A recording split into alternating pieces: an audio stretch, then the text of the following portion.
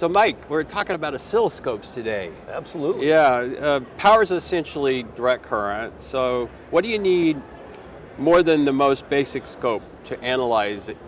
Yeah, it's kind of a pretty common question because, like, right, DC is not that challenging, right? It doesn't move very much. But the reality is that power rails these days are pretty low voltage, and you need to look at very small noise on those rails. So the noise of the scope itself, the signal to noise, the quality of the front end of the scope is really important. So a lot of folks might buy a very expensive scope, but that might be a little too noisy for the application. So it doesn't necessarily have to be an expensive scope, but definitely want one with low noise.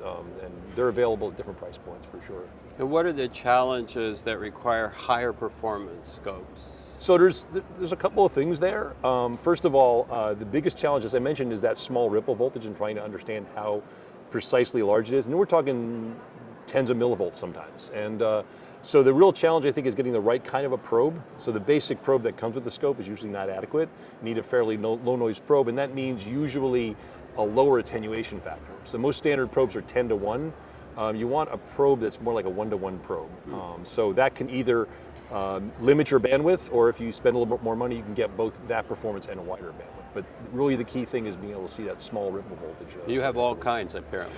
We all do. Like, we're not alone in the scope business, but all our scope manufacturers work overnight trying to come up with better probes for sure. Yeah. Makes sense. Is there a particular measurement capability that it's not typically considered by our engineering types?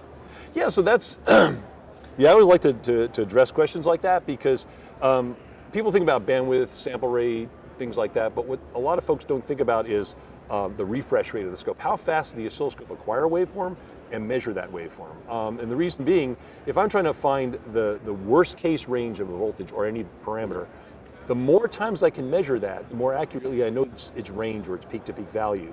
And so speed of throughput is really important, I think, because you could run a set test for maybe 10 seconds and get all the information you need on a fast scope, but on a slower one, it might take minutes to hours to get where you want to be. And if you run a test over an hour, you're really not running a test anymore. So speed throughput is probably something people don't think too much about.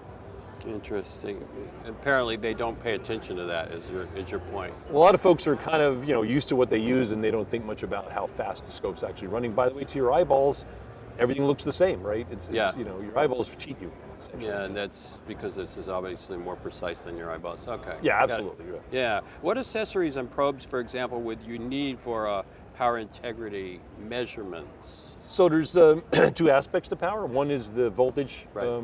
We mentioned before. So things like something called like a power rail probe would be a really important thing to have. Power rail probes are designed specifically for that job. They have two capabilities that are really helpful. One is you can offset the measurement range by many volts to center it right on the power rail. And they have a very low 1-to-1 noise contribution, so you can see very, very small noise levels.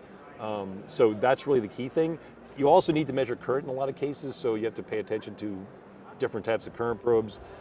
There's some with sort of shunt resistors that are built in where you can measure the voltage drop. Those are helpful, as well. But primarily the voltage is the bigger problem. Primarily voltage. The voltage is the bigger problem. Yeah. Okay. Does your comment mean that power integrity measurements are expensive? Well, I hope they're really expensive. No, actually, so people because you like having a job. Okay, people do worry about that, but it doesn't necessarily have to be expensive. But I think it's a little more expensive than you would expect on the most basic scope. But we're not talking huge amounts of money. But certainly, I would say an investment of maybe $15,000 in equipment would be about the right point or so. But it's something that you don't want to cheap out on. For each lab station? For each station, yeah. So I'm talking about a probe, power rail probe, maybe a decent scope that can work with it. Yeah. Oh, that's very good. Very good. Thanks for all of this today. Well, thank you. I appreciate your time.